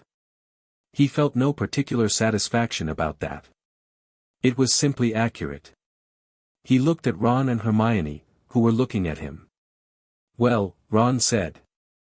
He'd been sitting on whatever he wanted to say for 2 hours and it apparently required no more than that single syllable to contain it, which was somehow the most Ron thing imaginable. "Yeah," Harry said. Hermione pressed her lips together and nodded, which communicated approximately 4 sentences without requiring any of them. The chamber doors opened, and the light from the corridor beyond came in pale and ordinary, and people began to move toward it, and Harry stood up from the central chair, the chair where he'd sat while the weight of 15 years was lifted out into the light, and he walked toward the door. He did not look at the Dursleys on the way out. He didn't need to. Chapter 4. The Verdict. The Daily Prophet ran the story at 6 o'clock the following morning under a headline that took up the full front page in letters so large they crowded out the Prophet's own masthead. Wizengamot hearing exposes decade of abuse, Potter guardian forced to confess under ancient magical compact. Harry read it at the Burrow kitchen table while the rest of the house was still asleep, sitting in the particular quiet of an early morning with a cup of tea going cold beside him and Crookshanks winding around his ankles with the indifferent affection of a cat who had decided he was acceptable furniture. The story was long, 4 pages, with a sidebar on the Veridicus Compact's legal history and a secondary piece titled Ministry Under Fire, Questions Emerge Over Potter Placement, and it was, as far as Harry could tell, accurate. Which was not something he'd expected from Rita Skeeter's publication. He read it once. Then he turned to page 4, where a smaller piece ran under the byline of a junior reporter he'd never heard of, boy who lived, who was really looking after him. He read the first 3 paragraphs and then folded the paper and put it on the table, because there was a difference between wanting the truth on record and wanting to read about himself in the past tense over breakfast. He heard the stairs creak. Light footsteps, too light for any of the Weasley boys, too deliberate for Molly. Ginny came into the kitchen in her dressing gown, took one look at the folded Prophet, poured herself a cup of tea from the pot, and sat down across from him without saying anything. She glanced at the headline. Then she looked at him. "You okay?" she asked. No preamble, no softening of the question into something more comfortable. Just the question. "Yes," he said. She held his eyes for a moment, checking whether that was the automatic version or the real one. Apparently she decided it was the real one, because she nodded and wrapped both hands around her mug. "Mum's going to be impossible today," she said. "She cried for an hour last night after you went to bed. Dad sat with her. Fred and George are already plotting something involving Dudley Dursley that I've been specifically asked not to know the details of." Harry looked up. "What kind of something?" "The kind that would be upsetting to anyone who hadn't read the Prophet this morning and extremely satisfying to anyone who had." She took a sip of tea. "I didn't stop them." "I'm not going to stop them either," Harry said. Ginny smiled, and it was quick and genuine, and she looked back at her tea. The kitchen was quiet around them, warm with the low morning light coming through the window and the smell of whatever Molly had left on the stove from the night before, and Harry sat in it and didn't try to fill it with anything. "For what it's worth," Ginny said, after a while, "what you did was extraordinary. I know you don't want everyone making a fuss about it, I really don't, so I'm only going to say it once." She looked at him. "It was extraordinary, and you did it entirely on your own, and I'm very glad you did." A pause. "There. Done. Now I'll stop." Harry looked at her. She was looking back with the direct, uncomplicated gaze she'd apparently developed somewhere between her first year, when she couldn't look at him at all, and now, and it occurred to him that he'd been looking at that gaze for 2 years without quite seeing it as the significant thing it was. He filed that thought away for later. There was enough happening today without adding anything else to it. The stairs creaked again, and then the general household noise began, and the morning at the Burrow opened up around them the way it always did, in stages, in overlapping voices, in the smell of bacon and the sound of Ron's complaints about early mornings, and Harry let it happen and drank his tea and felt, for the second morning in a row, something that was not yet the full shape of peace but was pointed convincingly in that direction. The owls arrived with breakfast. Not one or two, a cascade of them, streaming through the kitchen window in a flurry of wings and parchment that knocked Molly's teapot sideways and sent Crookshanks bolting under the table. Letters from wizarding families Harry had never met, from former students at Hogwarts who'd read the Prophet, from Hogwarts professors. McGonagall's was 3 lines of precise, controlled script that managed to communicate both deep satisfaction and profound fury in the space of a single paragraph, and one, delivered by a ministry owl with an official purple seal, addressed in handwriting that Harry recognized from the letter he'd received 3 days ago. He opened Amelia Bones's letter first. "Mr. Potter. The Emancipation filing was approved by the Wizengamot panel at 7:45 this morning. The formal decree will reach you by standard post within the week. You are, legally and in full, your own guardian from this date forward. Formal charges: 3 counts of sustained neglect, 2 counts of physical assault, 1 count of willful endangerment of a magical minor, were filed against Vernon and Petunia Dursley at 9 o'clock. Their hearing is scheduled for the 14th of August. The ministry has also, separately, initiated an internal review of the Potter placement procedures following the findings of yesterday's hearing. I expect that review will be uncomfortable for a number of people. It should be. There is also the matter of Minister Fudge's conduct regarding the suppression of your reports about Voldemort's return, which I am addressing through a separate channel and which I cannot discuss in detail at present. What I can tell you is that I am addressing it. Finally, a formal letter of apology from the Ministry of Magic will be arriving with your Emancipation decree. I want to be clear that the apology is real, regardless of whether the institution deserves credit for it. I spent some time on its wording. A.B. Harry read it twice. Then he read the last 3 lines a third time. "Well?"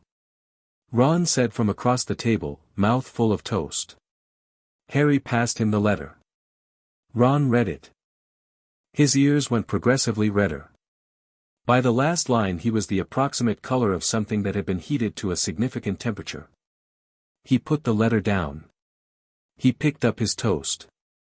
He put the toast down. "They charged them," he said. "Yes. Actual charges. Real ones. In court." "Yes." Ron looked at the letter again. He picked it back up, read the last paragraph once more, and set it down with the careful deliberateness of someone doing something with their hands so that they don't do something else with their hands. "Good," he said. Yeah. Good." Hermione had taken the letter from Ron's side of the table and was reading it with the focused attention she gave everything written. When she finished she took a breath and said, crisply and academically, "The Emancipation was fast. Faster than I expected. I'd estimated at least a week for the panel review. She must have pushed it through first thing." "She must have come in very early," Harry said. "She came in early to do something important," Hermione said, in a voice that conveyed that she had a great deal of respect for people who came in early to do important things, and then looked at Harry with bright eyes. "Harry. You're emancipated. I know. You're your own guardian. Legally. Nobody gets to tell you where to live or make decisions for you or, Hermione. Sorry. It matters. Legally it matters enormously. You can," she stopped herself. "Sorry. I'll process this quietly." "Thank you," he said, not without warmth. Arthur Weasley, who had been reading the letter over Hermione's shoulder, straightened up and looked at Harry with an expression that had too many things in it to name easily. He cleared his throat. "Harry," he said. "Molly and we've been talking. And we'd like, that is, if you want," he paused, uncharacteristically stuck for words. Arthur Weasley was a man who was comfortable with most things, but this thing, Harry realized, he cared about very much and was therefore being careful with. "The Burrow is your home for as long as you'd like it to be," Arthur said finally. It's not charity and it's not obligation. It's just true." Harry looked at him. "Both of us," Molly said from the stove. She hadn't turned around. Her voice was steady and clear and entirely certain. "We'd have said it years ago if we'd known to." The kitchen was quiet for a moment except for the sound of the fire and the owls settling on the windowsill, and somewhere upstairs Fred and George engaged in whatever activity they declined to specify. "Thank you," Harry said. He said it to Arthur, but he meant it for both of them, and from the way Molly's shoulders shifted slightly he thought she understood that. "Thank you. Yes. I'd like that." Ron was staring at his toast with great intensity and a red tinge to his ears that had nothing to do with anger. Ginny, at the end of the table, was looking out the window with a small, private smile that she wasn't performing for anyone. Harry picked up his tea. He took a sip. He looked at the table full of letters and the chaos of owls and the kitchen of the Burrow in the morning, and he thought that he had been in this kitchen before and it had always felt like being allowed into something that belonged to other people. He thought that it felt different now, and not because anything about the kitchen had changed. The formal letter from Cornelius Fudge arrived at 10:30, delivered by a harried-looking ministry owl that refused to leave until Harry had signed the receipt slip 3 times. The letter was long and, in Harry's estimation, one of the least sincere documents he had ever read, and he had read Vernon Dursley's performance review for his own neighbor's garden fence dispute, so the competition was stiff. It ran to 2 pages. It expressed, at great length and with many subordinate clauses, the ministry's deepest regret that the circumstances of Harry Potter's guardianship had fallen below acceptable standards. It noted the ministry's historic commitment to the welfare of magical citizens both young and old. It acknowledged, in the passive voice that Fudge clearly found more comfortable than the active voice, that certain processes had not been followed as they should have been and that a review was in progress to determine how improvements might best be implemented. It did not, at any point, use the word sorry without immediately softening it with a qualification. At the bottom, beneath Fudge's ornate signature, was a handwritten addition in a different ink and a different hand. Amelia's angular script. The above was written by the minister's office. The Ministry of Magic formally acknowledges that Harry James Potter was failed by this institution during his minority, that the failure was complete and inexcusable, and that he deserved better. A.B. Harry looked at that for a long time. Then he folded the letter, put it in the inside pocket of his robes alongside the compact, and went outside. The garden at the Burrow had reached its full summer height, the grass long and unruly, the flower beds a cheerful riot that Molly kept threatening to organize and never quite got around to. The gnomes had made a full recovery from Ron's earlier efforts and were back in strategic positions near the vegetables, eyeing the house with the patient optimism of creatures who had survived worse. Harry sat on the garden wall with his back to the lane and his face to the sun and let himself think. He'd done what he'd set out to do. The compact had worked. The Dursleys had told the truth, all of it, in full, before 52 Wizengamot members and a gallery of observers and a reporter who had apparently wasted no time turning it into the kind of story the Prophet printed in very large letters. Vernon and Petunia were facing charges. He was emancipated. The ministry had apologized, really apologized, in the version that Amelia had written, and was investigating both the placement failure and Fudge's conduct regarding Voldemort. It was, objectively, everything he'd wanted when he'd opened that law book on the floor of his Privet Drive bedroom 3 weeks ago. He was 15 years old and he had filed a legal instrument that had never been used in over 100 years and he had won. He sat with that fact and waited to feel triumphant, and instead felt something more complicated, the feeling of a tension that had been held for so long it had become structural, and had now been released, and the structure was still adjusting. His chest felt strange. Not bad strange. Just strange. Like learning to hold himself differently now that a weight he'd forgotten he was carrying was gone. He heard the garden gate. He turned to find Hermione coming through it with a thick folder tucked under her arm and the expression of someone who had been thinking productively and was ready to share the results. Ron was behind her with the air of someone who had been brought along. "Right," Hermione said, settling onto the wall beside him with the folder on her lap. "I've been through the full implications of the Emancipation Order and there are several things you need to know." "Good morning to you too," Harry said. "It is a good morning, yes, now listen." She opened the folder. "Emancipation at 15 is unusual but not unprecedented. There are 11 cases in the past century, I found 8 of them.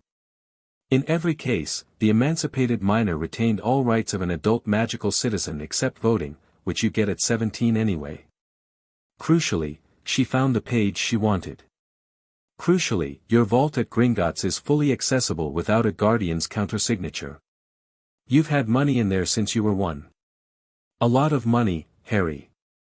Your parents' estate. You should go to Gringotts as soon as possible and actually find out what you have, because I suspect you've been operating for 4 years without any real idea of your own financial position." Harry blinked. He'd been to Gringotts, of course, had taken money from his vault when he needed school supplies, but he'd never thought to ask about the full shape of it. He'd never had any reason to think it extended beyond the pile of gold coins in his vault. "Also," Hermione continued, "you can now sign your own Hogwarts correspondence, consent to your own medical treatment, sign wizarding contracts, and choose your own place of residence, which obviously you've already resolved, but the point is that you have full legal agency over your own life." She paused. "I know that sounds like an obvious thing to say, it doesn't," Harry said. "It doesn't sound obvious at all." She looked at him.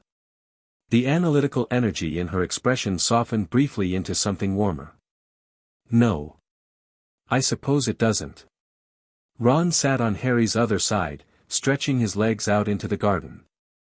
"You should write to Sirius," he said.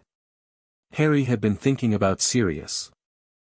Sirius, who was in hiding and had not been at the hearing, couldn't be at the hearing, but who had written Harry a letter 2 days ago, before the hearing, in Sirius's characteristic mix of reckless enthusiasm and tightly leashed anxiety, that had contained the line, "Whatever happens, I want you to know that your parents would have thought this was the most brilliant thing." "And so do I will," Harry said. "Today." "Also Dumbledore," Hermione said, a shade more cautiously. Harry was quiet for a moment. He'd been thinking about Dumbledore too, and the thinking was more complicated than the serious thinking. He didn't doubt Dumbledore's affection for him or Dumbledore's intentions. But Dumbledore had put him with the Dursleys knowing what they were, had known there was risk, had calculated the protection of Lily's blood as greater than the risk of Petunia's care, had made the decision in a cold and quiet field in November 1981 and left a letter on a doorstep instead of a conversation. Harry understood the logic. He understood protection, and war, and the terrible mathematics of keeping one person safe at another's expense. He didn't know yet how he felt about it. That was honest. He was 15 and he'd had a large number of things happen in a short period of time, and he was still locating himself within all of it, and demanding that he know exactly how he felt about Dumbledore right now was probably asking more than was reasonable. "I'll write to Dumbledore," he said. "When I know what I want to say." Hermione accepted that without pushing. "Fair enough," she said. The three of them sat on the garden wall in the summer morning, and a gnome made a cautious reconnaissance run near the vegetable patch and retreated at a half-hearted gesture from Ron, and somewhere in the house Molly was singing something off-key that carried out the kitchen window, and Harry thought that this was a good place to be. A genuinely good place. Not the absence of everything difficult, there was still Voldemort, still the Ministry, still whatever came next in a world that was trying very hard to pretend it wasn't tilting toward darkness. None of that had gone away. But this was good. And it was real. And he was here in it, legally his own person, sitting in the sun. That was enough, for this particular morning. Percy Weasley arrived at the Burrow at noon, which surprised almost everyone except Arthur. Harry was in the kitchen helping Molly, not out of obligation, not because he'd been asked, but because Molly had been moving through the kitchen with the particular energy she developed when she was feeling a lot of things and needed to put them somewhere physical, and Harry had found that moving beside her and handing her things and not requiring conversation was the kind of company she needed, when the knock came at the front door. Arthur's chair scraped in the sitting room. A pause. Then the door, and voices. Percy's voice was one of them. The kitchen went very still. Molly set down the bowl she was holding. Harry kept chopping onions. It wasn't his threshold to stand at. He heard the sitting room for several minutes, not the words, just the tones. Percy's voice had lost its official formality, it was lower, rougher, the voice of someone who had put down the clipboard somewhere between the Ministry and the Burrow and was standing in his parents' sitting room being someone else. Arthur's voice was steady and warm, the voice Harry had come to understand as Arthur's bedrock setting, the thing underneath everything else. Then footsteps in the hallway and Percy appeared in the kitchen doorway. He looked, Harry thought, like someone who had read the Prophet this morning and had not yet finished deciding how to reorganize his understanding of several things. He looked at his mother. Molly stood very still at the counter, and the expression on her face was one that Harry suspected had taken her a moment to choose. "Mum," Percy said.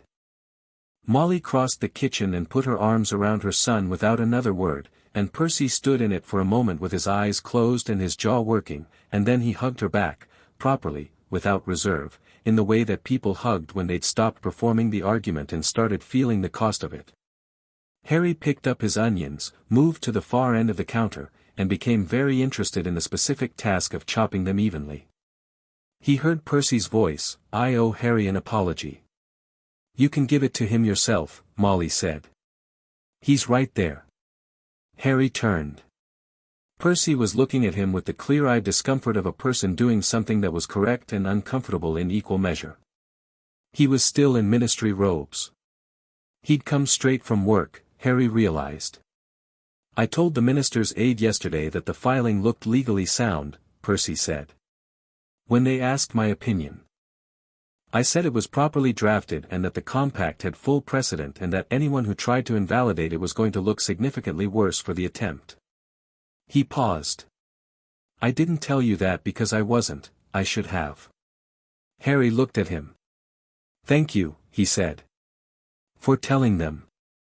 It was the accurate legal assessment, Percy said, which was Percy's way of doing something human without fully admitting to the human impulse behind it, and Harry found that he understood that perfectly, actually, in a way he wasn't sure he would have a year ago.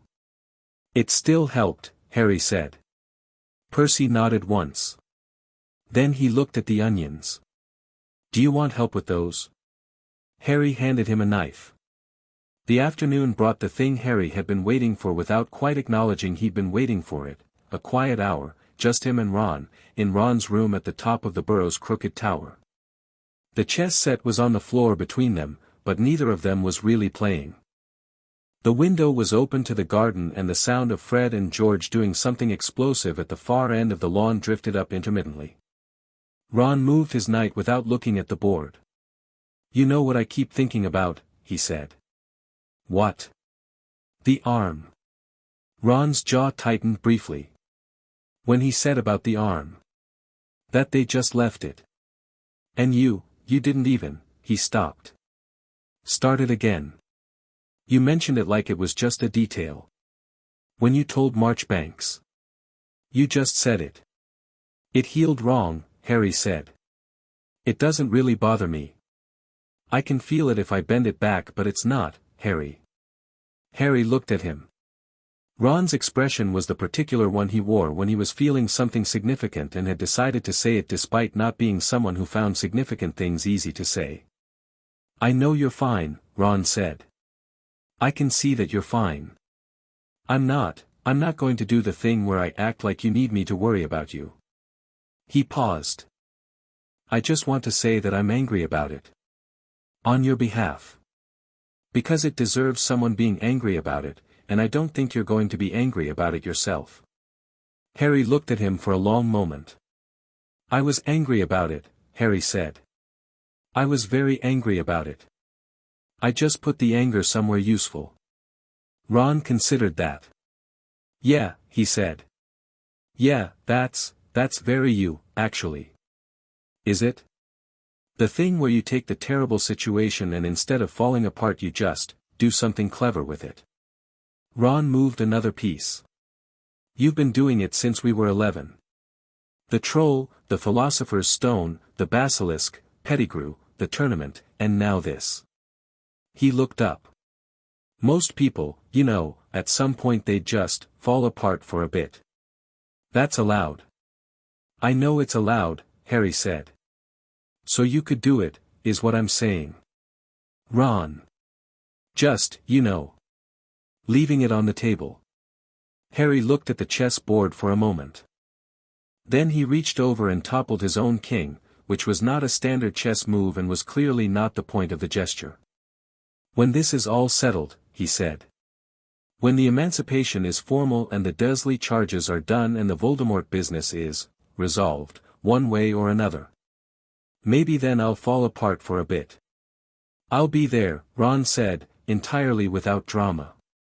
"I know," Harry said, which was also entirely without drama, and was the most complete conversation either of them needed it to be. Sirius's response arrived as the sun was going down, and it was 4 pages long, which was extraordinary for Sirius, and written in a hand that got progressively less controlled as it went on, the handwriting of someone who had started writing with a plan and then abandoned the plan somewhere in the second page. "Harry, you brilliant, infuriating, extraordinary person. You drafted a Veridicus Compact. You are 15. Your father would have, your father did things like this, that's the point, that's exactly the point. James would have found the most audacious possible legal mechanism and deployed it with exactly the same collected expression you probably had when you walked into that registration desk, and I very much wish I could have been there. I want you to know that I watched you grow up from whatever distance I could manage, and every single time you did something like this I thought, yes. That's the one. That's the thing Lily and James would have wanted to see. You don't have to be brave in the ways everyone expects. You were brave in the way that matters, which is, you found the most effective possible path through an impossible situation and you walked it without asking permission. I am freer than I have been in a long time, you should know, and not only because of the Emancipation, though the Emancipation means I can now start making real arrangements for when things are different. When the world is clearer. I want us to have time, Harry. Real time, not letters across dangerous distances. I'm working on it. In the meantime, I am so proud of you, it is making me embarrass myself in a way that your father would have found absolutely hilarious. Give my love to the Weasleys. Sirius. And then, beneath that, in smaller, tighter writing, as if it had been added after, "Your mother would have been so angry on your behalf and so proud of you in the same breath. She was like that. You're like that too." Harry sat on the edge of the bed in Ron's room with the letter in his hands and the last of the evening coming through the window, and he let himself feel it, all of it, the full weight of the day and the week and the 3 weeks before it and the 15 years before that, and he let it move through him the way weather moved through a landscape, doing what it needed to do, and when it passed he was still sitting there, in Ron's room in the burrow, with Sirius's letter in his hands. He was not going to fall apart. Not tonight. But he allowed himself one moment of it. One honest minute in the quiet of the room where he sat with the fact that his parents had existed and had loved him and had died before he could know them and had left him in a cupboard under a staircase and had also, somehow, left him with the kind of stubbornness that drafted Veridicus Compacts and walked into Wizengamot chambers and sat in the central chair and didn't look away. 1 minute. Then he folded the letter carefully and put it in his inside pocket with the compact and Amelia's note, and he stood up. Dinner at the Burrow that evening was the kind of dinner that the Burrow did better than anywhere else Harry had ever been, chaotic and warm and too many people for the table, with conversations running in parallel and someone always passing something across someone else and Fred making Ron snort tea out of his nose at a comment that arrived from the other end of the table. Percy was there, slightly stiff but trying, and Molly kept finding reasons to move near him, which was her particular way of love. Arthur was telling Hermione something about Muggle electrical systems with the bright eyes of a man who had found his ideal audience. Harry sat in the middle of it and ate and listened and contributed when something required contributing and did not think about anything larger than the table and the people around it. Ginny, across from him, said at one point, not to him specifically, to the general table, "Has anyone checked what Fred and George actually did to Dudley Dursley today?" Fred looked at George. George looked at Fred. The synchrony of it was magnificent. "Nothing lasting," Fred said. "Nothing permanent," George amended. "There's a distinction," Fred agreed. George gestured airily. "A bit of a reminder. That the world is larger than he thinks it is. And rather less sympathetic." "We were very restrained," Fred said. "Positively mild," George confirmed. "Should I ask what it was?" Harry said. "Probably not," Ginny said. "Definitely not," Ron agreed. Harry picked up his fork. "Right," he said. "More potatoes then." The table erupted and Molly told Fred and George they were terrible, in the voice she used when she thought they were actually moderately acceptable, and Percy almost smiled and caught himself almost smiling and then decided to let it happen, and Arthur topped up everyone's glasses with the absent-minded generosity that was as fundamental to him as breathing. Harry looked at the table. At all of it. At these specific people who had, over 5 years, become the thing he'd had no name for at the Dursleys because he'd never experienced it firsthand and couldn't identify it in abstraction. He had a name for it now. Home was not the building. He'd known that for a long time, in the abstract way you knew things you hadn't yet proven. Home was the people at the table who passed you the potatoes without being asked and argued about something that didn't matter and filled up the air with the particular noise of people who wanted to be in the same room. He had that. He actually had that. Later, after dinner, after the washing up, after Fred and George had retreated upstairs and Percy had gone back to London with something less rigid in his shoulders than he'd arrived with, Harry stood in the garden. The night was warm and clear. Every star that was visible through the country dark was fully visible, and the Milky Way was a pale sweep from one end of the sky to the other, and the gnomes had given up for the night and the garden was quiet. Behind him, through the kitchen window, the light was still on. He could hear Molly and Arthur's voices, low and easy, the sound of two people who'd been talking to each other for long enough that the conversation was its own form of comfort rather than a transaction of information. He had the compact in his hand. He'd taken it out of his pocket, just to hold it, just to feel the parchment, which was still warm with its own magic, still faintly active even now that its function was complete. 3 pages. He'd drafted it in 3 nights, alone in his room above the Dursleys' house while the summer dark pressed at the windows and the house made its small hostile noises around him. He thought about the moment he'd found the book. The luck of it, or not luck, maybe, because he'd stopped believing in purely accidental luck some time ago. He thought about the 3 nights at his desk, working through the clauses, filling his notes, building something real and solid and legally binding out of nothing but his own anger and his own intelligence and his own absolute refusal to accept the premise that what had happened to him was simply the way things were. He thought about Vernon's face in the kitchen when the compact had activated. About Petunia at the witness chair, saying I was always careful, and about how those 3 words had explained something he'd known since before he could articulate knowing it. He thought about Marchbanks's voice, precise and relentless. About Amelia Bones arriving at 9:50. About the gallery holding its breath. About the sound Molly made in the gallery that she'd contained to a single breath. About Ron's hand on the back of his neck, brief and wordless. About Sirius's handwriting getting less controlled as it went. He was aware, standing in the garden in the summer dark, turning the compact in his hands, that this was not the end of anything. Voldemort was real and returning. The ministry was compromised and frightened and operating from a position of institutional bad faith that one hearing, however successful, hadn't fully resolved. His own role in whatever was coming was not something he could predict or plan for, and the graveyard was still in his memory and Cedric's face was still there when he closed his eyes. None of that had been resolved by 3 pages of parchment. He wasn't naive enough to think it had. But this specific thing, this piece of his life, the piece that had been the background of everything else for 15 years, the silent condition that had shaped everything about how he moved through the world, this had been resolved. Completely. Irrevocably. On the record, where it could not be unmade. He put the compact back in his pocket. He looked up at the stars, at the Milky Way in its long pale arc, and the particular clear darkness of a summer sky over a Devon field, and he thought that his mother had looked at this sky. His father had. Sirius had. They had all stood under the same sky, in different configurations, in different years, and they had all gone forward into what was next without being able to see the full shape of it. He could do that. He had been doing that since he was 1 year old. The shape of it was unfamiliar and large and lit at the edges with something that might be danger or might be possibility, and he was going to walk toward it as himself, fully himself, legally his own person, no longer anyone's ward or burden or inconvenient inheritance. Harry Potter. Emancipated. 15.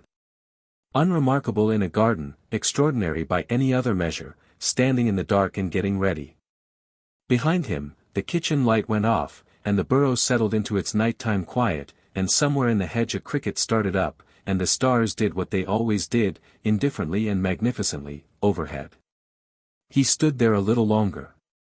Then he went inside.